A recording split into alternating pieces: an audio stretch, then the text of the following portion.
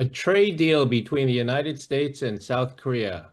We'll unpack what we know of the deal so far next on The Impossible State. North Korea is the impossible state. It's a place that stumped leaders and policymakers for more than 3 decades. It has a complex history, and it has become one of the United States' top national security priorities. Each week on this show, we'll talk to the people who know the most about North Korea.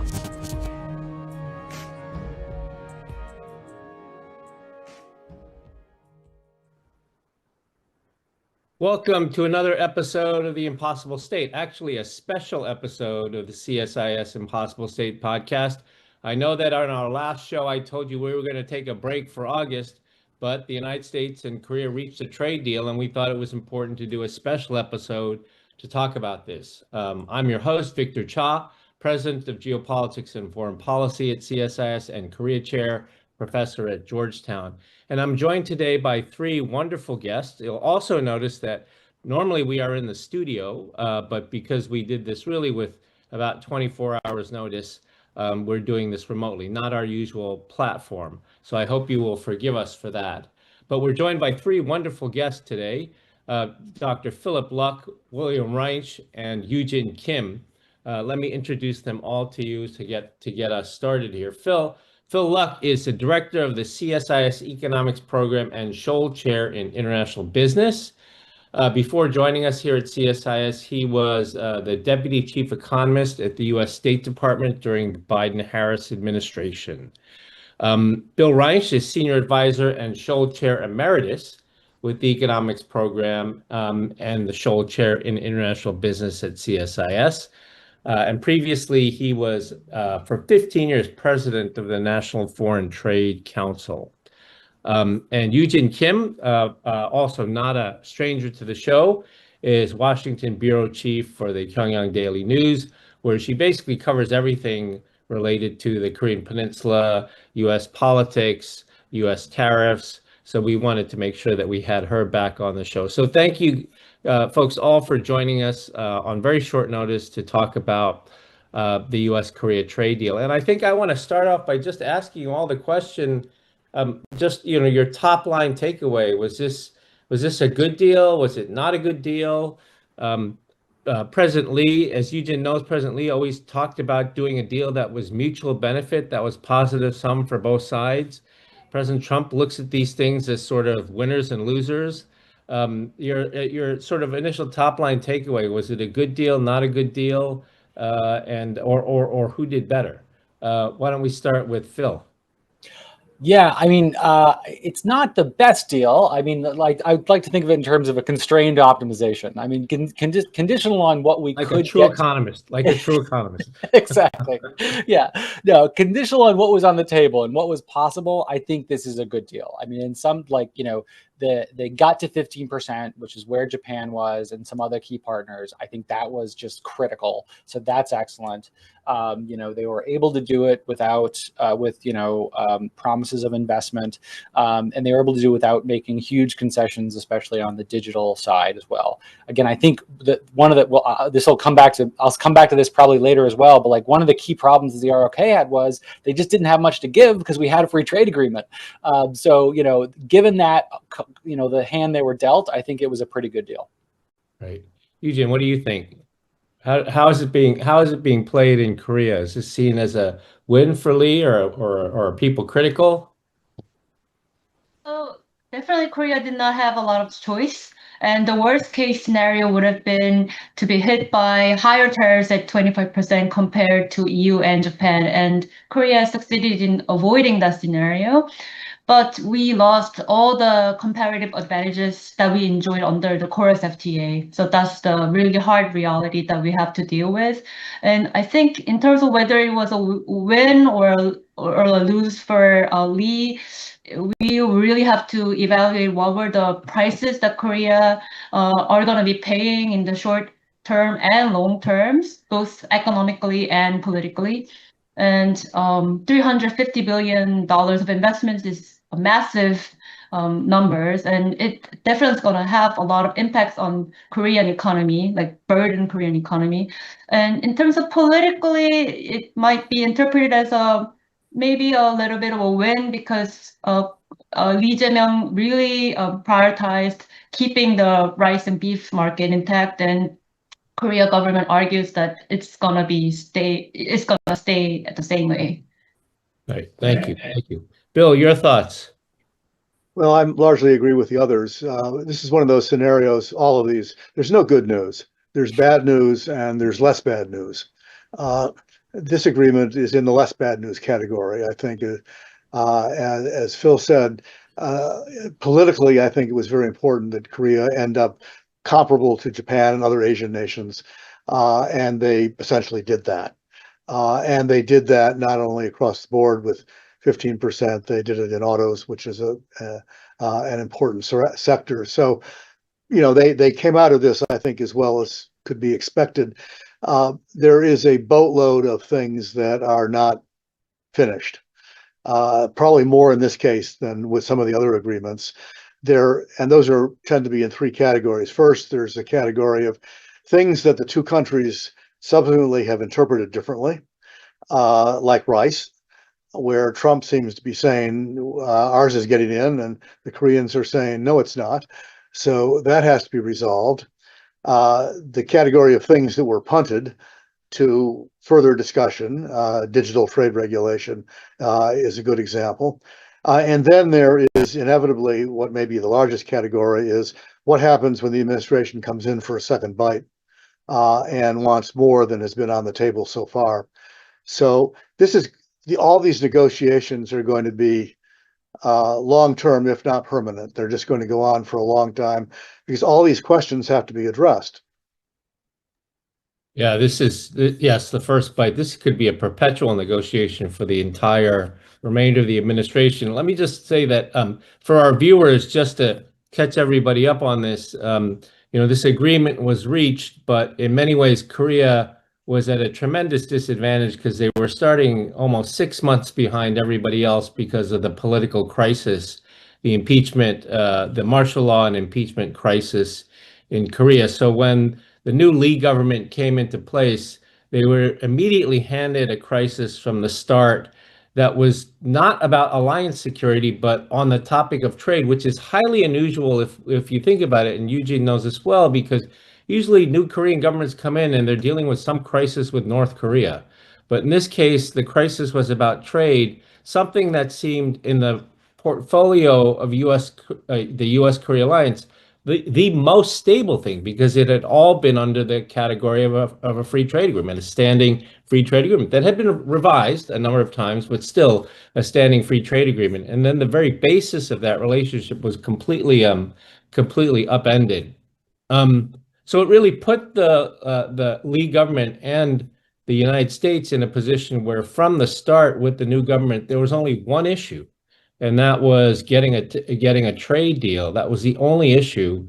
I think in the last week or maybe last 2 weeks, nearly every member of the senior member of the national security team that had been confirmed in office was in Washington, including the national security advisor, the trade minister, the finance minister, the industry minister, and then the heads of the Korean chaebol were all in DC, all working to try to get this agreement, following Trump administration officials to the UK to meet them after dinner. I mean, it was a frenetic sort of pace to try to reach an agreement. But I guess the good thing is that this is, there is an agreement for now, a framework agreement for now, a summit coming up in 2 weeks. There's a summit. I don't know if there's a date yet, but a summit coming up in 2 weeks.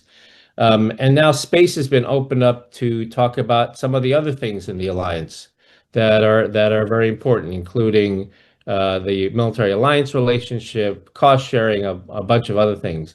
But I agree with, I think, Bill's last point is that, I think that this alliance, this summit meeting will not be just to celebrate the deal that had just been made, but it will be an opportunity for Trump to look for more things from Korea. Maybe it's on digital, maybe it's on some of these other issues. So this is not something. This is certainly not the end of the story. So let's, if we could we let's unpack what we know of this agreement so far, and I'd love to get your thoughts, and we can go through these. There's a list of things, but I would like to just go through this list, and we can talk about them briefly or in extended fashion, depending on the issue. So I guess the first thing is, of course, we have this 15% tariff, right? It was very important for the Koreans to get to 15%, just because that's where Japan and the EU was. If they had been over 15%, it would have been a political disaster, I think, for Lee Jae-myung. My understanding, Yoojin, is that they pushed for 12.5% to the very end, but in the end, the president nixed it. He vetoed the idea.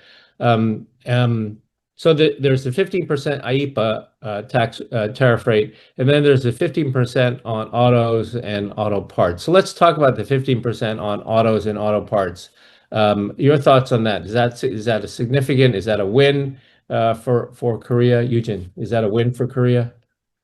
So related to autos, you are really completely right that Korea has been pushing for 12.5% because of the FTA agreement.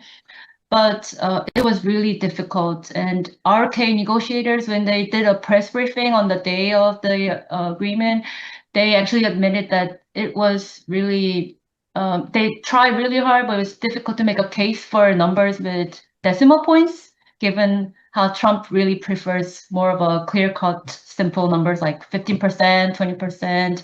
So, but at least they avoided not lowering the tariff situation. So that can be a relief, but Korean automakers and auto parts companies, they will have to be competing at a little bit of a disadvantageous situation compared to EU and Japan.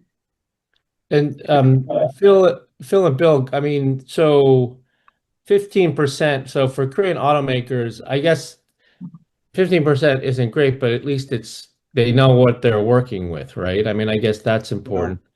But I think what do you guys think? In a competitive sector like this, the real question is, are you disadvantaged relative to your competitors? And in this case, your competitors are Japan and the EU and the UK. UK has a slight advantage of 10%, but the others are all at 15. So I think, Korea's right there and is not worse off.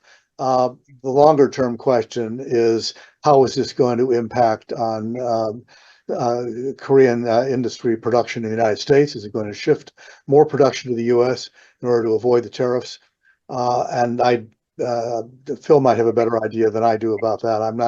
I'm not sure how they're going to react. I mean, they already have production, not as much as the Japanese, but they have some production here. Will Hyundai and Kia shift more to the United States? I don't know. The purpose of the tariff is to force them to do that, and so we'll see if that happens. Yeah, totally agree with that. And I would say, I mean, the first thing was getting to the same rate as Japan and in the EU as others, right? And then your Hyundais and your Toyotas are going to be sort of on uneven footing.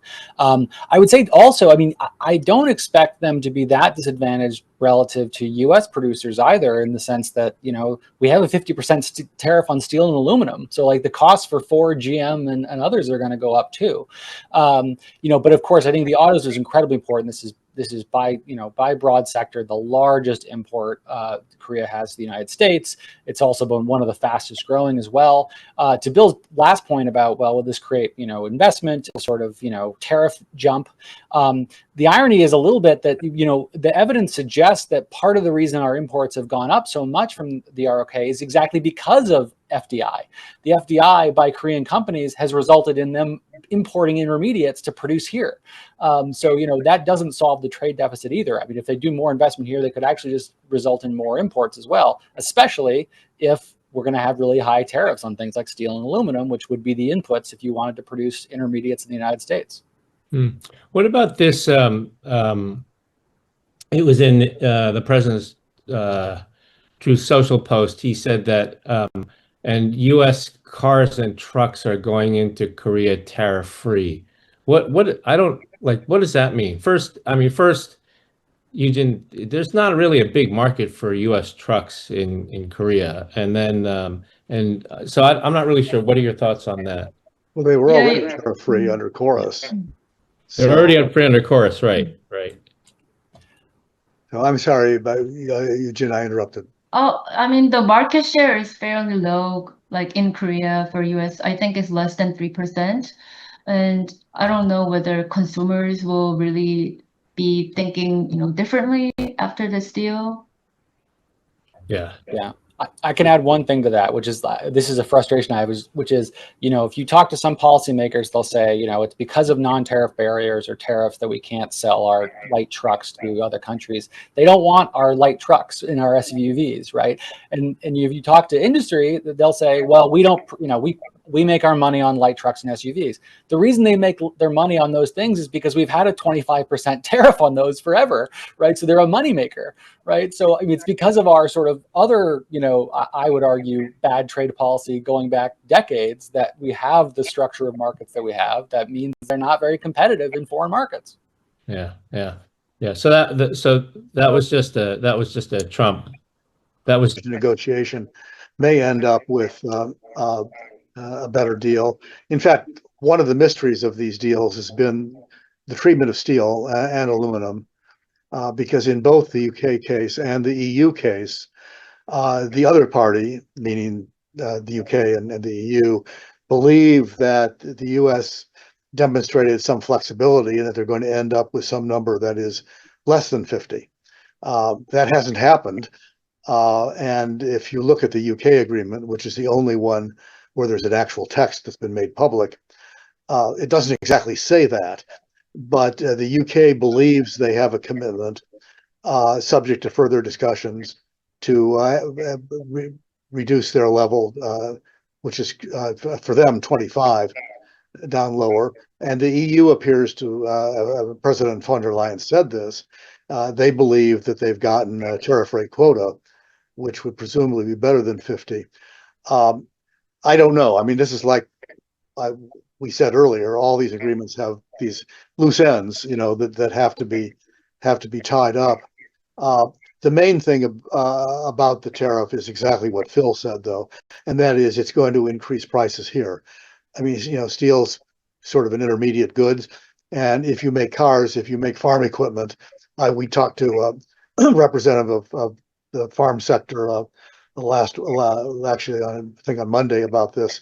They're very worried because combines, tractors, all the different pieces of farm equipment, huge quantities of steel go into that. All that's going to be more expensive. Yeah. Phil, you want to add anything to that? No, I mean, I completely agree with Bill there. The only thing I'll add is just a stat that I love to say, which makes Bill's point, which is U.S. employment in industries that use steel intensively outnumber employment in the steel industry 80-1. For every job that we have in steel production, there are 80 people whose job rely on using steel, and we just made that steel 50% more expensive. So that's really going to have ripple effects to the U.S. economy. Yeah.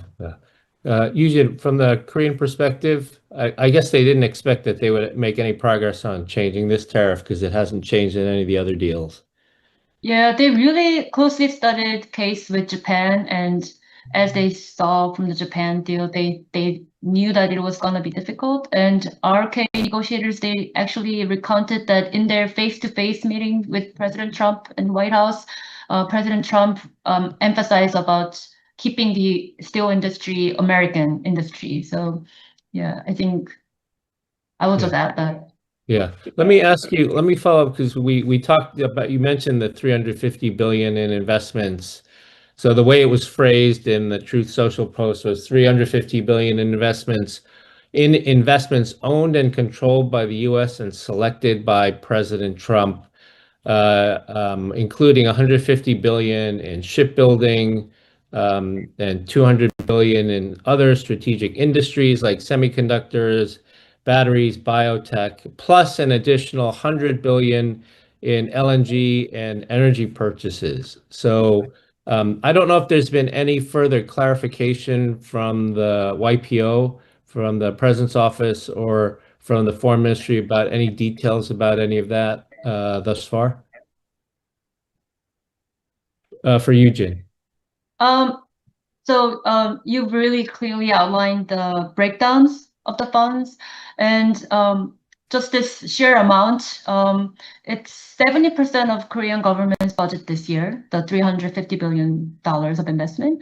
And it's actually the gross domestic product, it's actually more than 18% for Korea last year. So it's a huge amount of money, right? And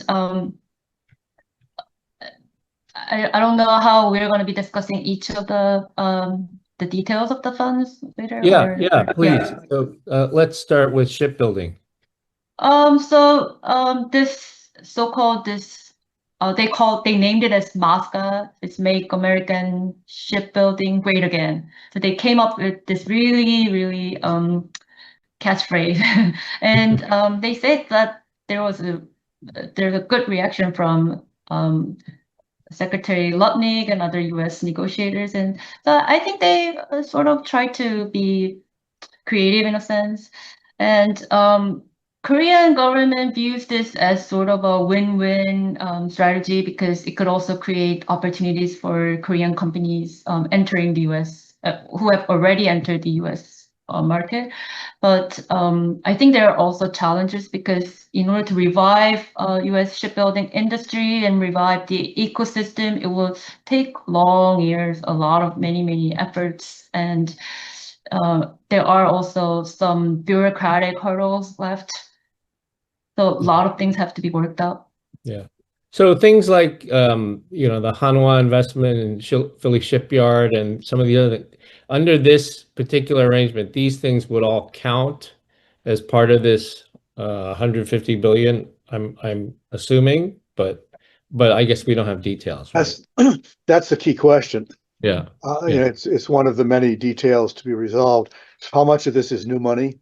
Right. How much of it is investments that either is already committed or investments that have already been made? And the Korean one is too new to even be able to answer this. With respect to other ones, the EU and Japan, where there are similar, even larger commitments, some information is beginning to dribble out, and it suggests kind of a different story. In the EU case, 600 billion was trumpeted, if you will, but President von der Leyen said later on, well, in the EU system, this is private investment. We can't compel the companies to invest. So it really is going to be up to them as to whether or not they do it. This is not going to be EU money. In the Japanese case, which was 550 billion, the Japanese subsequently said, well, of the 550 billion, only 11 billion is real money. The rest is loans, loan guarantees, and things like that. And the 90-10 alleged split, which I think is also in the Korean agreement, that the U.S. is going to get 90% of the profit. They said, the Japanese said that only applies to the 11 billion. So we don't have that kind of distinction yet in the Korean agreement. But my guess is that there's fine print here that will tell a slightly different story once we have a chance to read it. Right. And then Phil, so there's this 350 billion, and then there's this, I think it's an additional 100 billion in LNG and energy purchases. Trump has been trumpeting Alaska LNG. I think in the State of the Union, he even called out Korea and Japan, Alaska LNG. What do we know about this piece of it? Yeah, there's also a lot of details to be filled out, is my understanding there as well. There's areas for cooperation here, and possible win-wins. I mean, we can increase, Korea's energy independence. They have some LNG tankers that need a market now with no longer being sent to Russia. There's a lot of areas for cooperation here, but I think again the details really have to be worked out. But I mean, beyond the sort of details, I think this and shipbuilding are really good examples of, if we can get outside the fray of the deal and the language and these things, like it is important to recognize these are areas where there are just really big mutually beneficial gains, right? You're not going to rebuild the U.S. shipbuilding industry in any amount of time without burning an enormous amount of money and wasting a lot without the cooperation of partners like the ROK. So this is just these are things that really make sense, and hopefully we can find a way for these agreements to sort of, the policy people to sort of not get in the way of what is really good collaboration. Yeah, good point. Very good point. Let's because we're running out of time, let's go to agriculture. We made reference to this earlier. So Trump has said they're going to buy our agricultural products. Yoojin, you said that the Koreans made clear that that was not rice. I mean, they do, there is beef. They do buy a lot of beef from the U.S., but they don't buy. The question is 30 plus years old beef. Have you heard anything else in terms of details or elaboration, particularly on the issue of rice? So agriculture was really a major sticking point during negotiations, and Korean government, I think their position is that we haven't opened up the rice market, and we haven't opened up the market for beefs that are above 30 plus months. So but I think Bill and Philip raised this before, and as they are really working on the details of the argument, this is gonna be the major area of contention, and we can expect there could be a lot of debates, a lot of fighting over it. Yeah. If you look at the Japanese case, just Right. hypothetically, they did a clever thing, which is they left the overall quota on rice the same, but they increased the U.S. share. So that allows both countries to say they're right. The Japanese can say to their farmers, there's no more rice getting in.